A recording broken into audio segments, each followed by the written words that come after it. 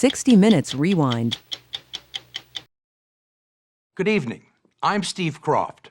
Welcome to 60 Minutes Presents. Tonight, President Barack Obama looks back at 8 years in the White House, his successes, his failures, and what he learned from his 2 terms as the nation's chief executive and commander-in-chief. We first met him 10 years ago when he was in his first term as a U.S. Senator from Illinois and launching an unlikely campaign for president. As we said at the time, there had never been another presidential candidate quite like him. His last name rhymed with Osama, and his middle name was Hussein. He was half black, half white, and in terms of political experience, very green. Steve Croft. Hey! We sat down with President Obama Monday afternoon in the state dining room at the White House. It marked our 12th and final interview with him since he was elected president. We began by showing him a picture. I guess something I want to show you. What do we got here? Look at that. I got to say that I feel as if I couldn't take this kind of Chicago winter right now. It was taken Super Bowl Sunday 2007 on a frigid day on the south side of Chicago, one of the last times he could walk a street without attracting a big crowd, unencumbered by Secret Service or an entourage.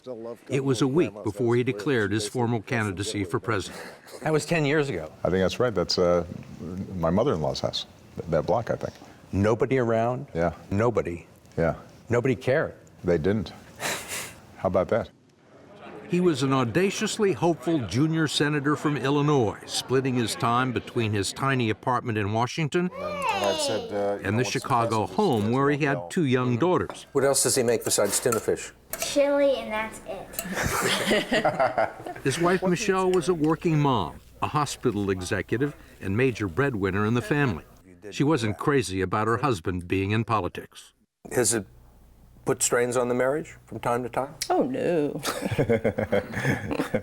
Absolutely, it has. But you let him go ahead and do this? I think if I weren't married to him, I'd want him to be in there. So I don't want to stand in the way of that because we have to work out a few things. We've had those arguments, and I've lost them all. It all seems like a long time ago. So what's the difference between this guy and the guy you are now? How much smarter are you than this guy standing on the street corner? Well, let's see. Obviously, I'm grayer, a few more wrinkles. You know, I'll be honest with you, Steve. One of the things I'm proud about is that I think my basic character and outlook actually have not changed much. And people who are closest to me would tell you that the guy who came here is the same guy who's leaving.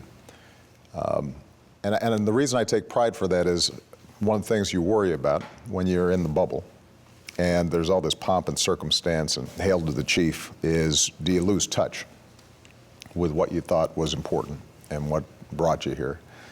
And I'm proud that I don't think I have lost touch. If you had to write a brief description of this job, beginning with wanted, how would you describe the position and what are the tasks and what skills do you think you need? Thick skin helps. Thick skin? Yeah.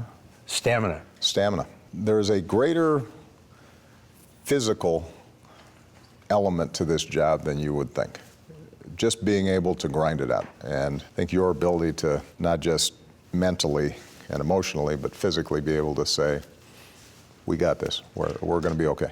Did you learn the executive stuff on the job? Because when we first talked, I must have asked you 100 times. Your only executive experience was running the Harvard Law Review and running your own campaign. Yeah. Did you have to learn a lot of this on the job?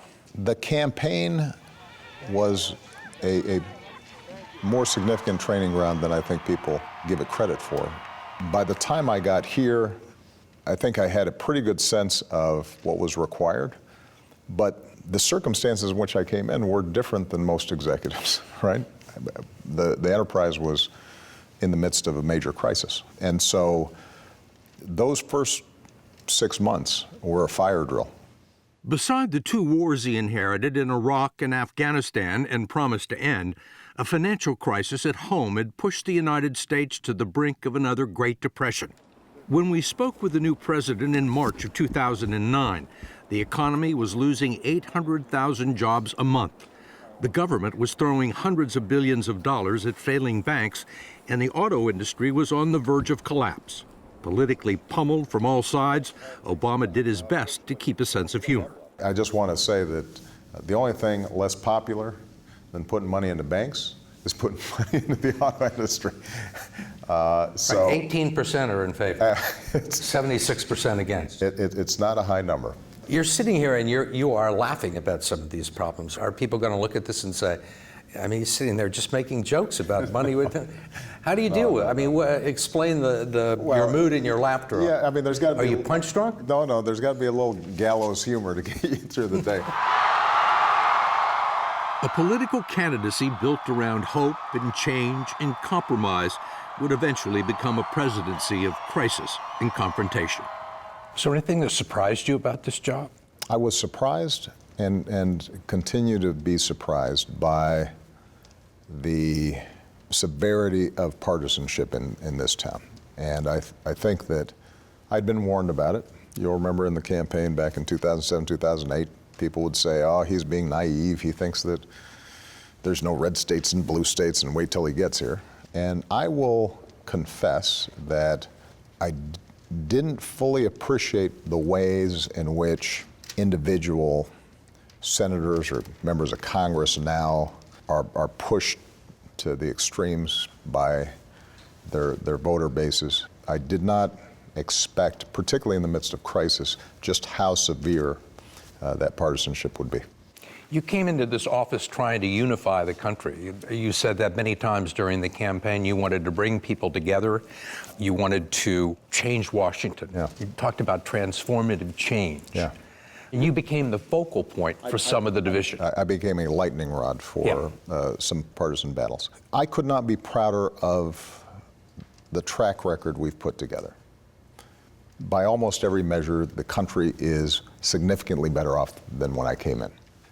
If you can look back and say the economy's better, our security's better, the environment's better, our kids' education's better, if you can say that you've made things better, then considering all the challenges out there, you should feel good. But I'm the first to acknowledge that I did not crack the code in terms of reducing this partisan fever. You didn't change Washington. You know, I changed those things that were in my direct control. I mean, look, I'm proud of the fact that with 2 weeks to go, we're probably the first administration in modern history that hasn't had a major scandal in the White House. In that sense, we changed some things.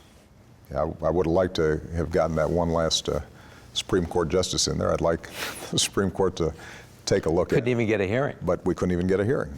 Trying to get the other side of the aisle to work with us on issues, in some cases that they professed originally an interest in, and saying to them, hold on a second, you guys used to think this was a good idea.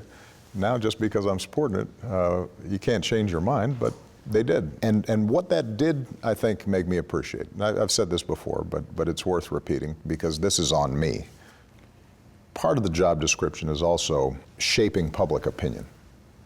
And we were very effective, and I was very effective in shaping public opinion around my campaigns.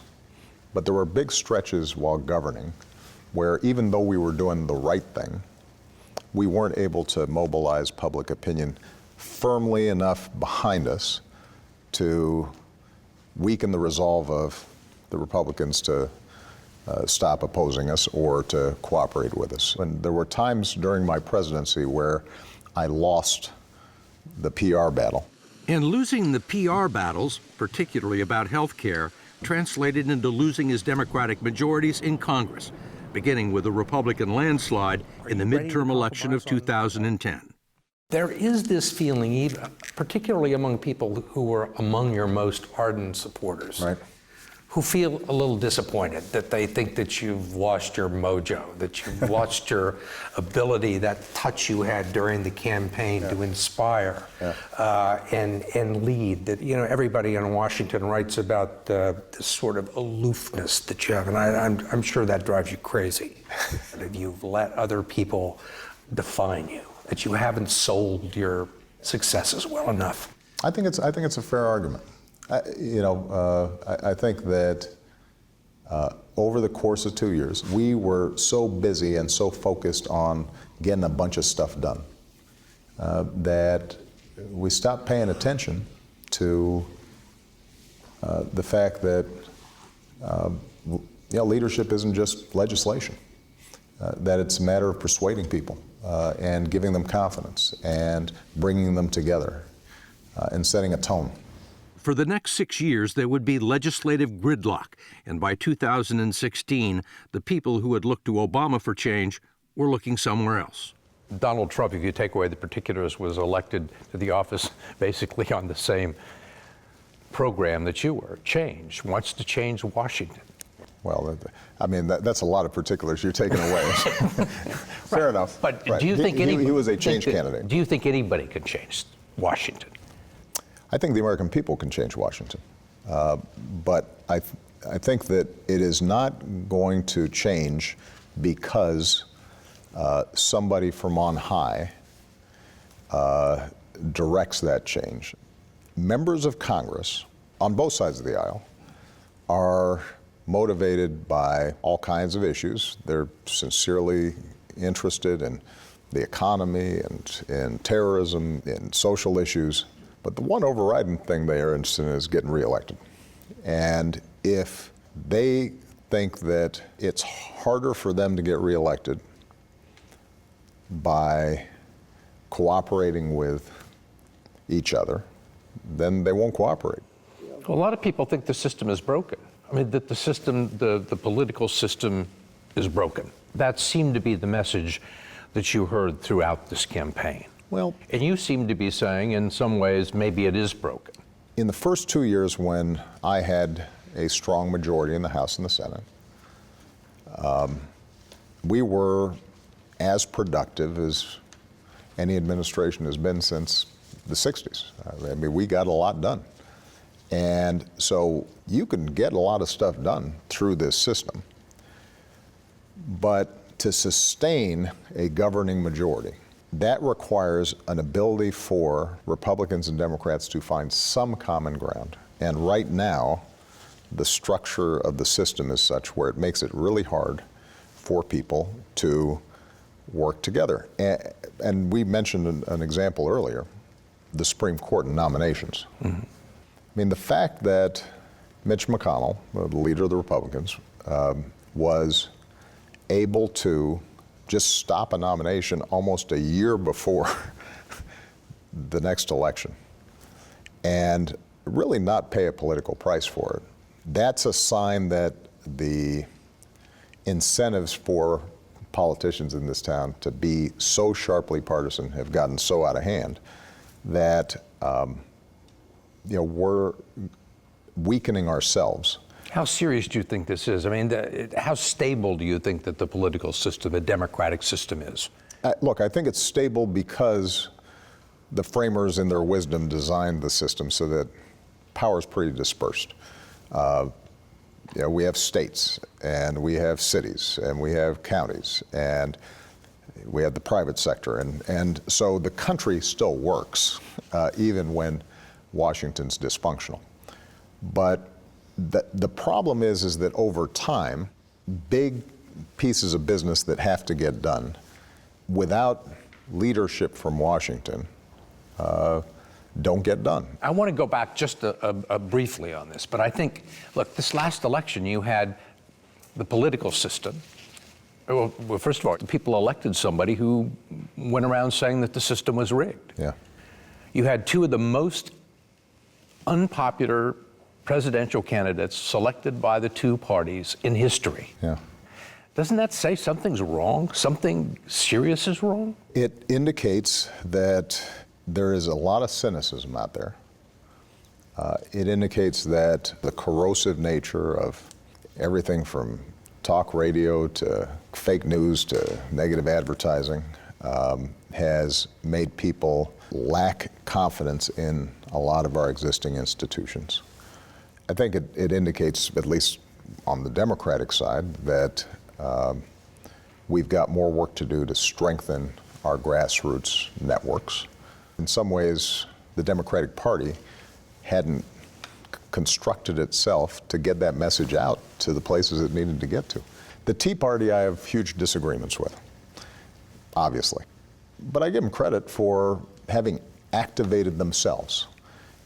And they made a difference in terms of moving the Republican Party and in terms of moving the country in a particular direction. It's a direction I disagreed with, but it showed that, in fact, you get involved, if your voice is heard, it has an impact. Do you feel the same way about Donald Trump?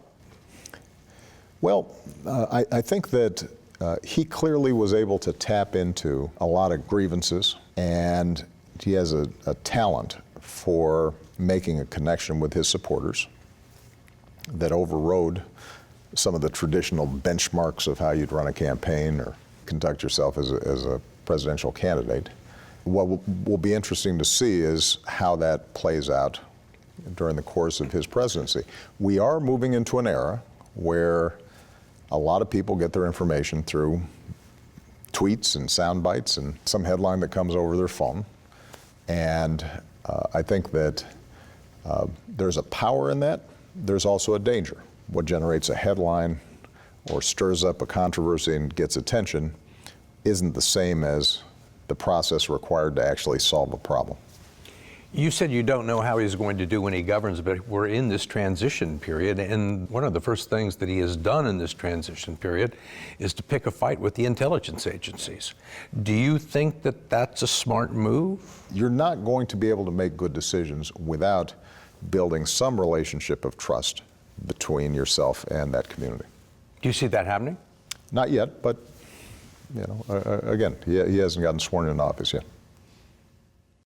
When we come back, President Obama talks about one of the strangest transitions in White House history, and he acknowledges some mistakes. The story will continue after this. At the White House on Monday, crates and boxes lined the hallway and cluttered the East Room. Some carpets had been rolled up.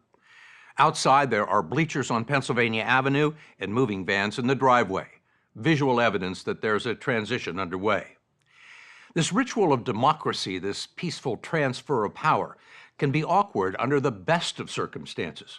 And these are not the best of circumstances for either the outgoing or incoming president. You would have to admit that this is one of the strangest transitions in history. It's unusual. I'll agree with that. Well, I suspect the president-elect would agree with that. Look, he's an unconventional candidate. Right. I don't think there's anybody who's run a campaign like his successfully in modern history, not that I can think of. And as a consequence, because he didn't have the supports of many of the establishment in his own party, because he ran sort of a improvisational campaign. Can you run an improvisational presidency? I don't think so. And so now he's in the process of building up an organization. And we'll have to see how that works. And it'll be a test, I think, for him and the people that he's designated to be able to execute on his vision. Look, I think that the country deeply appreciates the fact that you have not spoken clearly, I think, probably what's on your mind in relation to the president-elect. But as you said earlier, it's unusual. He seems to have spent a good deal of his time sending out tweets that that the United States must strengthen and expand its nuclear ability, that Meryl Streep is an overrated Hillary flunky. You're watching this like everybody else. I mean, what's going on? You're going to have to talk to him. But here's what I think. First of all, I think everybody has to acknowledge, don't underestimate the guy, because he's going to be 45th president of the United States. The one thing I've said to him directly, and I would advise my Republican friends in Congress and supporters around the country, is just make sure that as we go forward, certain norms, certain institutional traditions don't get eroded, because there's a reason they're in place. One thing both men have in common is a love of golf and a shared knowledge of the word mulligan, which means a do-over to replace a lousy shot. I mean, you play golf. I do. You ever wish you had a mulligan? I mean, in the 8 years that you've had, if you had 3 or 4 mulligans, would you use them? Yeah, there's no doubt that probably at least once a week, maybe once a day, I said, I should have done that better. I bet at the end of this interview I'll say, that would have been a really good answer for that, or this. I think we've gotten the big stuff right. I think that there are some big obvious fumbles. Like? Or shanks, if you're using the Correct. golf analogy. Well, healthcare.gov is a good example. Right. If you know you got a controversial program and you're setting up a really big, complicated website better work on the first day or first week or first month. The fact that it didn't obviously lost a little momentum. That was clearly a management failure. Critics of the administration would cite what they see as larger failures in the area of foreign policy, particularly in the Middle East, which we grilled him about in an interview 15 months ago.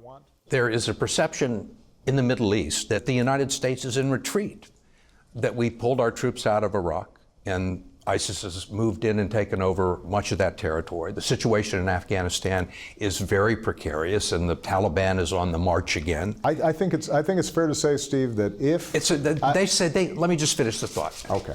They say you're projecting weakness, not strength. You're saying they, but you're not citing too many folks. No, I'll cite voice if you want me to. I'd say the Saudis, I'd say the Israelis, I'd say a lot of our friends in the Middle East. I'd say everybody in the Republican Party. Well, do you want me to keep going? Yeah, if you're citing the Republican Party, I think it's fair to say that there's nothing I've done right over the last 7.5 years. But even former members of his administration criticized the president for talking tough and not following through. In 2012, Obama told the Syrian government that the use of chemical weapons would cross a red line. That's a red line for us. That could provoke U.S. military involvement. When they were used, the president responded not with force, but diplomacy, raising questions about his credibility. I want to go back to like 2012. Yeah. I wanted to 2 words, red line. Yeah. You didn't have to say that. Yeah. And there have been reports that it wasn't in your speech. No, it wasn't. That you just sort of ad-libbed it. If you could pull it created problems for you with the military people. Would you take those words back? You didn't have to say them. Yeah, look, if you're putting all the weight on that particular phrase, then in terms of how it was interpreted in Washington, I think you make a legitimate point.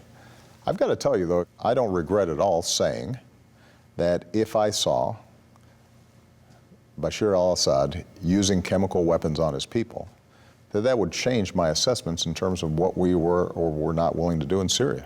But you didn't say that. Well, you said you drew the red line.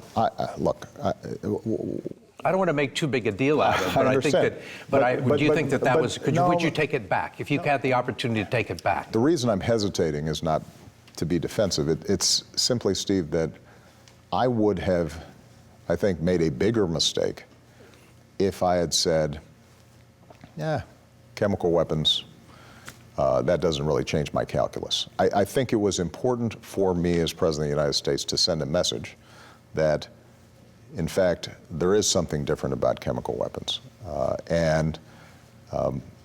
Regardless of how it ended up playing, I think, in the Beltway, what is true is Assad got rid of his chemical weapons. And the reason he got rid of them is for a because, while.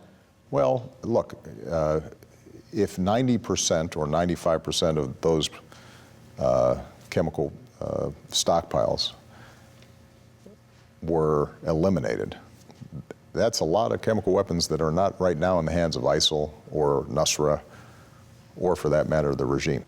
Israel. Yeah. A few weeks ago, you allowed the UN Security Council to pass a resolution condemning Israel's settlements in the West Bank. It caused a major fallout between the United States and Israel. Was it your decision to abstain? Yes, ultimately. Why did you feel like you had to do that? Well, first of all, Steve, I don't think it caused a major rupture in relations between the United States and Israel. If you're saying that Prime Minister Netanyahu got fired up, he's been fired up repeatedly during the course of my presidency around the Iran deal and around our consistent objection to settlements. So that part of it wasn't new. And despite all the noise and hullabaloo, military cooperation, intelligence cooperation, all of that has continued. We have defended them consistently in every imaginable way. But I also believe that both for our national interests and Israel's national interests, that allowing an ongoing conflict between Israelis and Palestinians that could get worse and worse over time is a problem, and that settlements contribute. They're not the sole reason for it, but they are a contributing factor to the inability to solve that problem. And you wanted to make that point. Not only did I want to make that point, we are reaching a tipping point where the pace of settlements during the course of my presidency has gotten so substantial that it's getting harder and harder to imagine an effective, contiguous Palestinian state. And I think it would have long-term consequences for peace and security in the region and the United States because of our investment in the region and because we care so deeply about Israel. I think has a legitimate interest in saying to a friend, this is a problem. And we've said it, look, it's not as if we hadn't been saying it from day one. We've been saying it for 8 years now. It's just that nothing seemed to get a lot of attention. When we return, the president discusses 8 years in the Oval Office and life with his family in the White House. After our interview in the state dining room, President Obama invited us to the Oval Office, where he had some things he wanted to show us and some thoughts about his family's 8 years in the executive mansion. What are you going to miss most about this place? Yeah, this walk is one of them. On the way, he told us his family life had thrived living and working under the White House roof, but that his wife and daughters didn't feel the same way about life in what Harry Truman called the finest prison in the world. How do they feel? They're ready to go. I mean, the girls, obviously, you know, they are now of an age in which the constraints of Secret Service and bubbles and all that stuff has gotten pretty old. Michelle never fully took to the scrutiny. I mean, she's thrived as a first lady, but it's not her preference. And so She was the hardest sell. she was the hardest sell, and she never fully embraced being in the public spotlight, which is ironic given how good she is. Having said that, she would acknowledge, and I certainly feel, that we just have a lot of memories here. You know, our kids grew up here. Some of our best friends have been made here in this place. There have been moments that were highlights for us that you know, are going to be hard to duplicate. So She's glad you did it, though. she is now. I think I've said this story before. You know, she used to say to our friends, "Barack's exactly the kind of guy I want to be president. I just wish he didn't want to do it and I was married to him." So now But that you're we're still all right. I mean, everything's okay. so far as I know, I better check later. Yeah.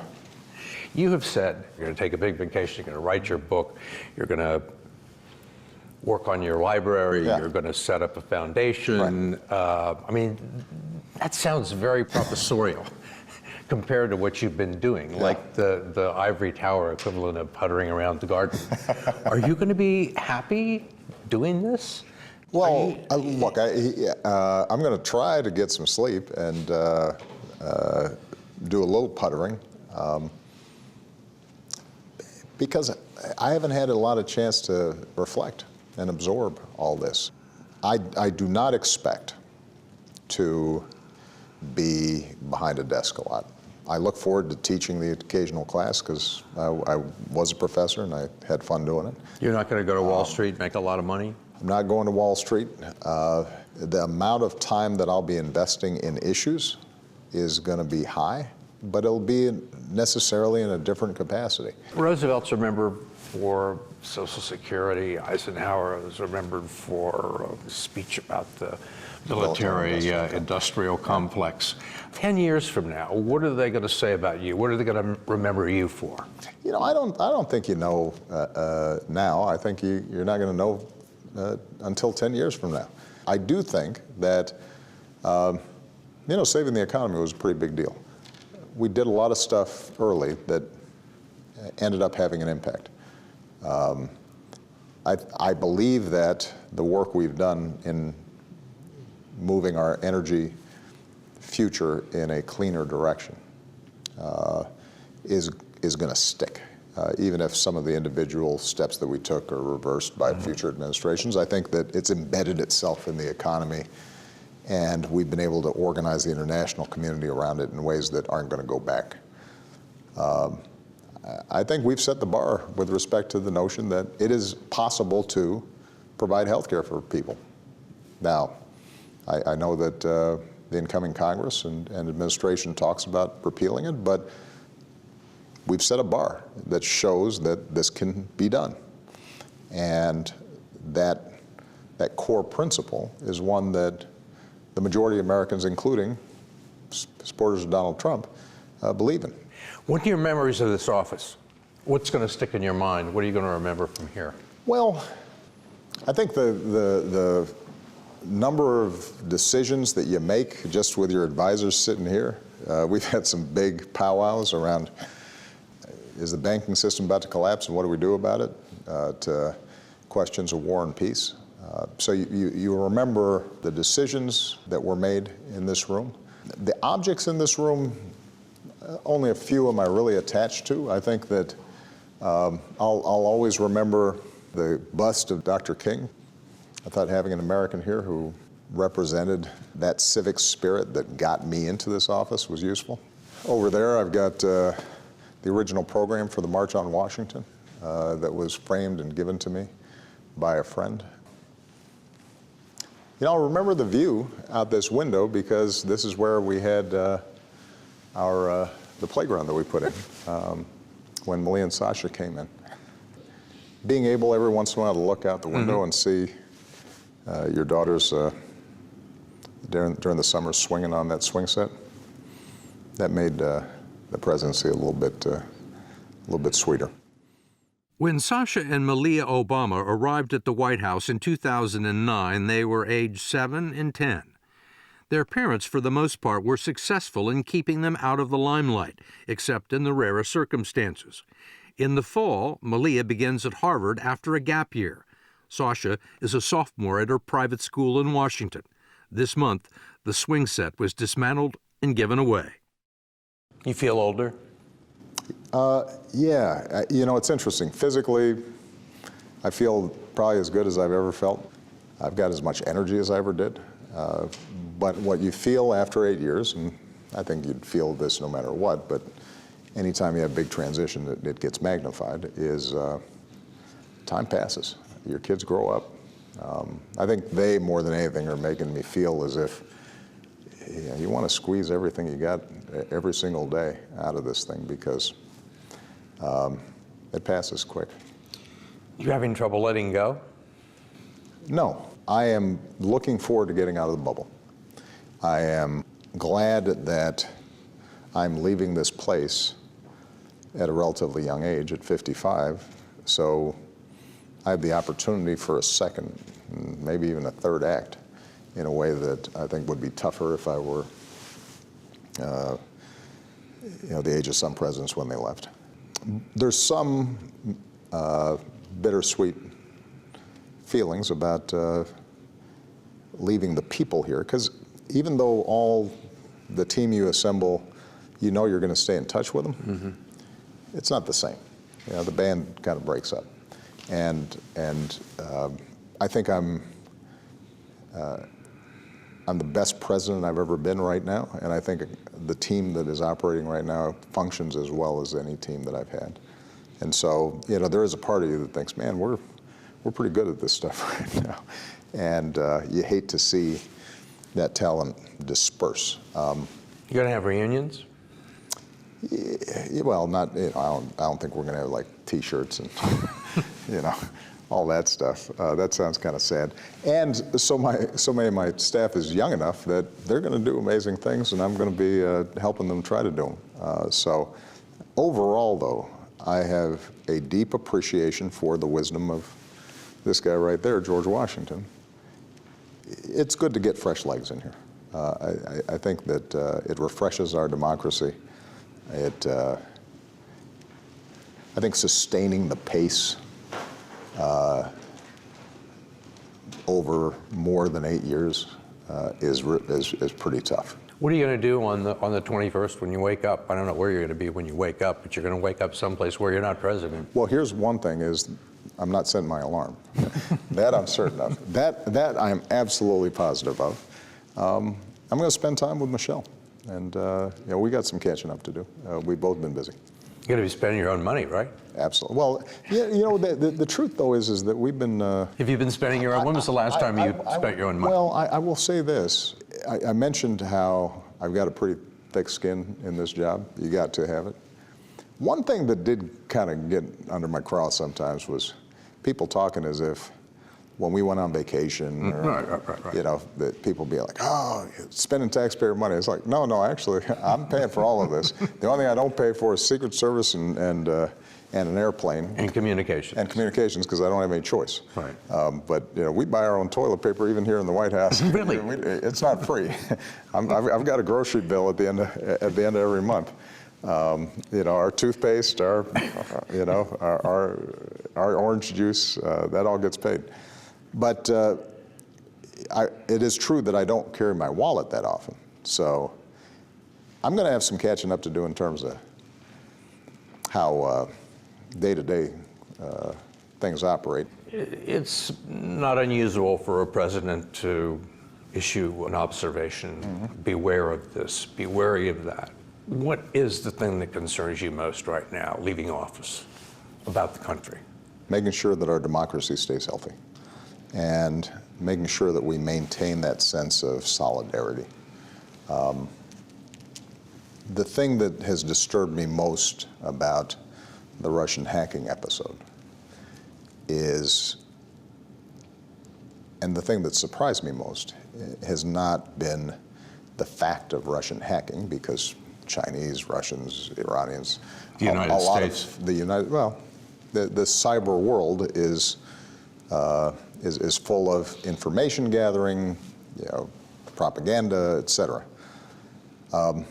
I have been concerned about the degree to which, in some circles, you've seen people suggest that Vladimir Putin has more credibility than the U.S. government. Right. I think that's something new.